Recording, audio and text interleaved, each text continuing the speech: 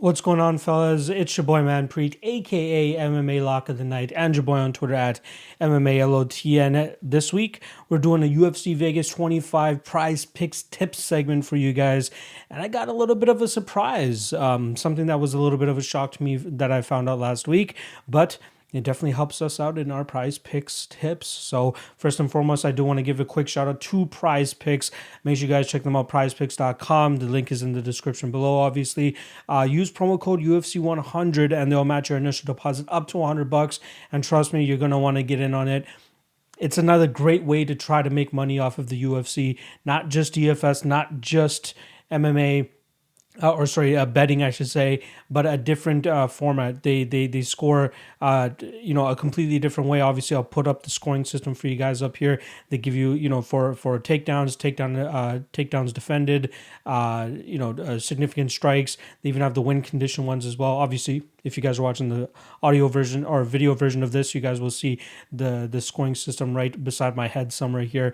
But again, another great way to try to make some money off of the UFC, and a very fun way too. So pretty much you pick 2 to 5 different matchups or fighters, and you choose whether they're going to be going over or under the designated fantasy points that they've given to them. And this is the surprise. I did not know that you were able to actually bet on the minutes as well. So if you guys go to the prize picks page and you go to the MMA page, if you guys click on single stats, it actually allows you to parlay or put together the minutes as well too. And I have one of those minutes actually lined up for you guys as one of my tips. So it's a big game changer. I actually found it out after I recorded my segment for the UFC 261 prize picks.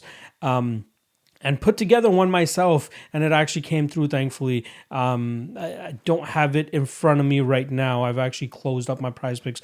But I had 3 different minute unders, I believe it was, and they all hit, thankfully, for me. Definitely something you guys should look at to add to your prize picks strategy. All right, let's not waste any further time. Let's get into the first one here. We got Kamaka coming in at 86 points.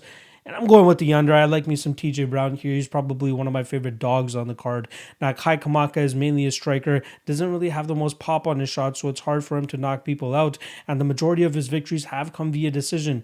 However, what we found out last time around when he went up against Jonathan Pierce is he doesn't have the greatest gas tank and he doesn't have the greatest cardio. And we weren't able to see it in the Tony Kelly fight, considering that fight was an absolute war. And we chalked it up to the fact that they were fighting at an extremely high pace, both guys rocking and dropping one another. And then Tony Kelly obviously looking as gassed as he did too. We didn't really get to see what, when Kamaka went up with Jonathan Pierce, that's when we saw the cardio issues, as Jonathan Pierce definitely has a better gas tank than Kamaka is, which what we found out last time around. Now TJ Brown has some question marks of his own in the cardio realm, but I do think that he has the better spot to go out there and grapple fuck Kamaka in this spot and choke him out probably in the second or third round. I don't think we're going to get many. Well, we're not going to get any takedowns from Kamaka, I think, and I don't think we're going to get many significant strikes from him either. And then obviously the finishing opportunity for Kamaka, I think, is very, very low, which is why I'm actually going to be going with under 86 points here. I don't think he's going to crack that mark at all.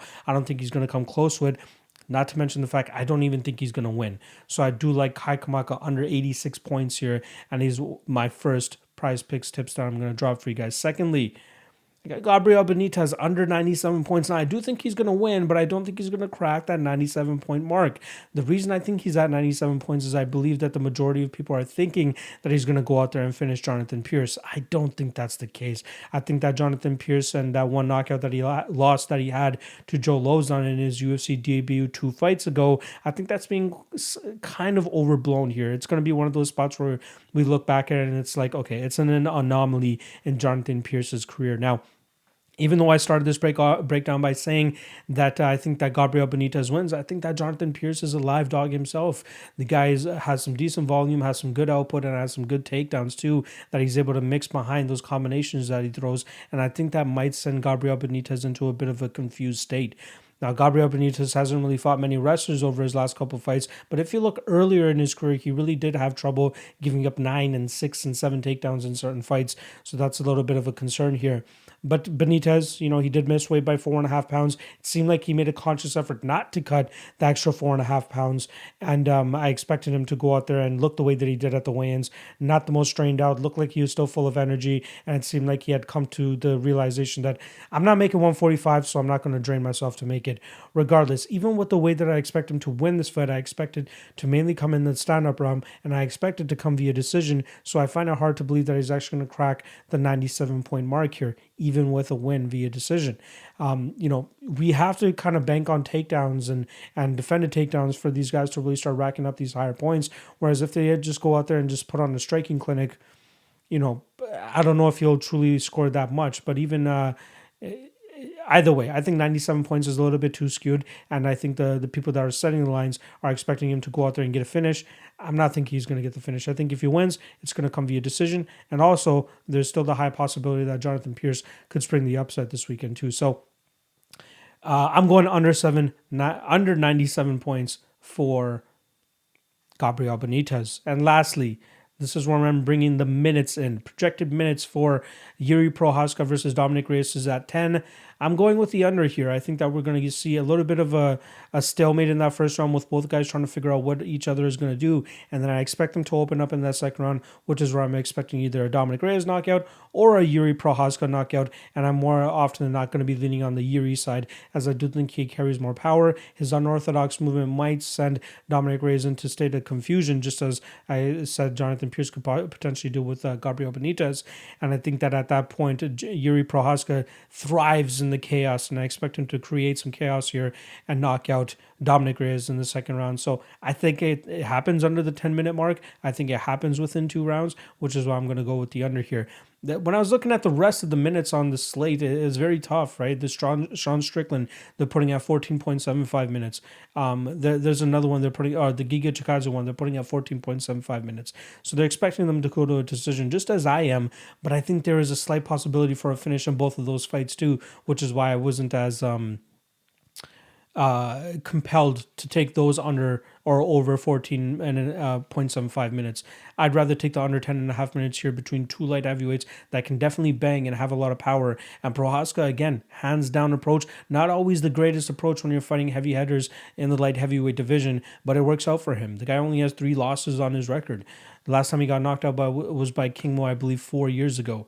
And then before that was way before that. So I think he has a decent chin. I think he has decent durability. His style is working out for him, and I expect it to work out once again once he goes up against Dominic Reyes this weekend. I'm expecting him to get that second round KO and for us to catch that Prize Picks tips under 10 minutes. So just a quick recap. I'm going under 86 points for Kai Kamaka. I'm going under 97 points for Gabriel Benitez. And then I'm going under 10 minutes for Yuri Prochazka. So once again, make sure you guys check out the minutes as well too, and not just the fantasy points that are projected for these fighters. Once again, shout out to Prize Picks, prizepicks.com. Make sure you guys use the promo code UFC100 and they will match your initial deposit up to $100. And trust me, you guys are going to want to check it out. It is another solid, efficient, and fun way to try to win some money off the UFC. Not just DFS, not just betting. You got the Prize Picks now. So make sure you guys show some love to our guys over there at Prize Picks. Appreciate you guys checking out the episode. Good luck on your Prize Picks this weekend. And I'll see you guys once again next week for another Prize Picks tips.